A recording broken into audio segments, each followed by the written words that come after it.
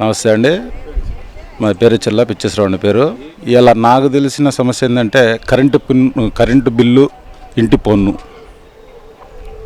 నాసిరకం మద్యం, వీటిల్లో ఏది ఒక్కటి కూడా జనాలకి ఉపయోగపడేదైతే లేదు. కొత్త బ్రాండ్లు నాకు తెలిసి ఆంధ్రాలో ఫస్ట్ కొద్ది గొప్ప తీసుకుంటాము, దానివల్ల కూడా అనారోగ్య పాలైంది మాత్రం నేను అదైతే చెప్పగలను.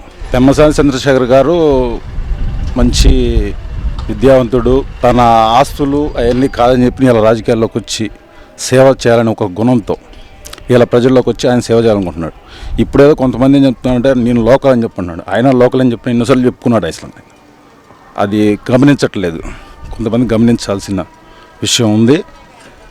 ఆయన ఉన్న ఆస్తులకి మిగతా అసలు దేనికి కూడా మీరు సరిగారు. అసలు ఆయన అంత ఆస్తులను కూడా కాదని చెప్పి ఇలా ప్రజాసేవకై జనంలోకి వచ్చాడని చెప్పేసి నా భావన.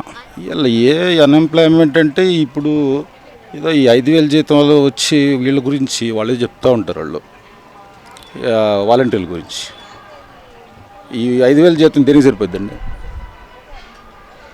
బాబు వస్తే జాబ్ వస్తుంది అని చెప్పిన మన మాత్రం గ్యారంటీ అయితే ఉంది.